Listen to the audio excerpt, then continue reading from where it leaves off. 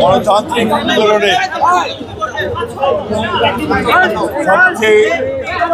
বড় অবদান যার, তিনি তার সারাটা জীবন গণতন্ত্রকে প্রতিষ্ঠার জন্য সংগ্রাম করেছেন, লড়াই করেছেন, কারাভোগ করেছেন, নির্যাতিত হয়েছেন এবং সব শেষে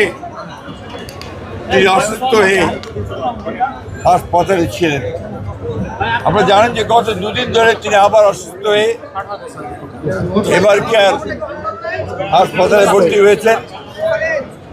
এবং গতকাল রাতেই ডাক্তাররা বলেছেন যে তার অবস্থা, শারীরিক অবস্থা অত্যন্ত সংকটময়। সেই জন্য আমরা আমাদের দলের পক্ষ থেকে এই গণতন্ত্রের নেত্রী, গণতন্ত্রের মাতা দেশনেত্রী বেগম খালেদা জিয়ার রোগ মুক্তির জন্য সারা দেশের জনগণের কাছে বাদ জুমা আমরা দোয়া চেয়েছিলাম এবং সারা দেশের মসজিদে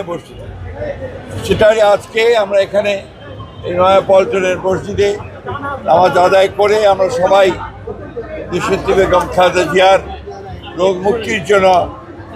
পরম করুণাময় আল্লাহ তাআলার কাছে দোয়া চেয়েছি। আমরা দোয়া চেয়েছি তিনি যেন আল্লাহ তাকে সম্পূর্ণ সুস্থ করে দেন, সুস্থ অবস্থায়